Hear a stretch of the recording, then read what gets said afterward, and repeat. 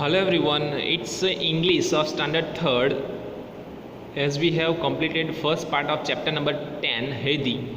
Now let's start the chapter number 10 Heidi's second part. But Aunt Dad said no, you must go to school. Aunt Dad took Heidi to live with some of her friends in a big house in Frankfurt. A little girl called Clara lived there. Clara could not walk. She was on a wheelchair all the time. So now, after returning from the grandfather's home, grandfather was living at the mountain. Our Heidi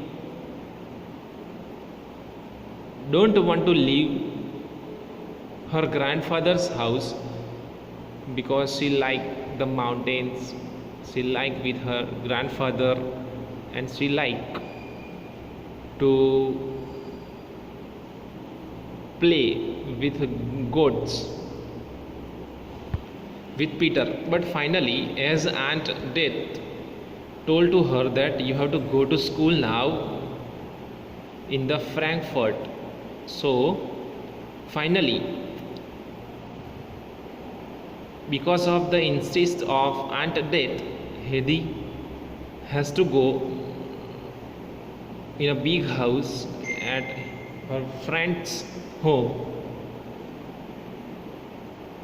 There, as soon as she reached there, she find a little girl called Clara. She was living there, and Clara could not walk because she was on a wheelchair all the time.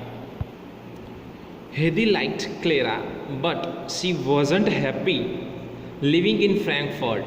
She wanted to go back to her grandfather and Peter in the mountains. At night, Heidi dreamed that she was in the mountains with Snowflake, the little goat. One day, when Heidi came home from the school, Clara said last night the maid saw a ghost on the stairs. Tonight, Daddy will stay up so that he cannot see the ghost too. He can see ghost too. So, that night, Clara's father went to look for the ghost. His friend, the doctor who was after Clara, went with him. As they were searching, there was a noise on the stairs. It was Heidi walking in her sleep. So, this is the ghost after all, said Clara's father. The doctor took Heidi back to her bedroom and woke her up very gently. Whatever you dreamed about, what were you dreamed about? Asked the doctor. I was dreaming of the mountains, and said Heidi, I am happy here, but I miss my grandfather and Peter. So now, here we come to know that Clara's maid has seen the ghost. She has heard such kind of sounds.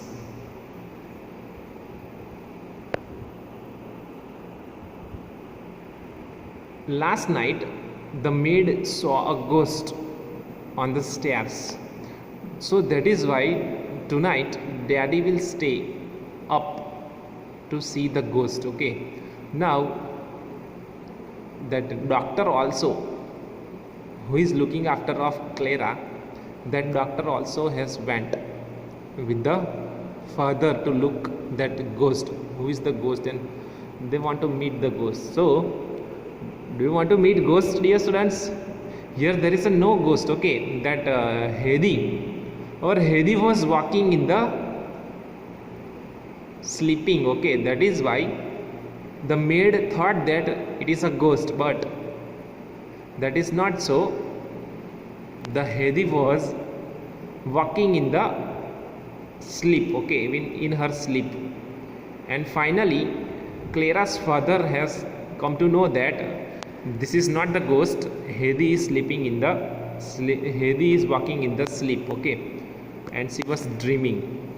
So finally they have come on the conclusion that there is nothing like ghost, but Heidi is walking in the sleep.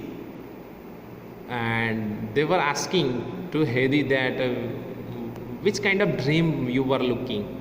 Then she told that I am happy here, but I miss my grandfather and Peter. Now Clara's father was worried. Clara's father was worried about Heidi. I will send you home, he said. Heidi went to see Clara. I will miss you when I am back in the mountain, she said. I miss you too, said Clara. But I will come to see you one day soon. I will come to see you one day soon. So Heidi went back to the mountain. Grandfather and Peter were very happy to see her. Heidi didn't walk in her sleep anymore. She was so happy to be home. The next day, Heidi went to look after the goats with Peter.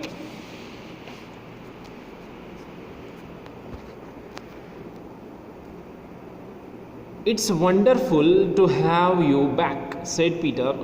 I miss you. I missed you. I missed you too, said Heidi. I want to stay in the mountains forever. One morning, when Heidi had just got up, there was a knock at the door. It was Clara and her father who had come to visit her. I have to go to town, said Clara's father to grandfather. Can Clara stay here with you for a week? Heidi was pleased to see Clara and took her to see all the beautiful things in the mountains. But Peter was jealous of Heidi's new friend. When no one was looking, he pushed Clara's wheelchair down the mountain.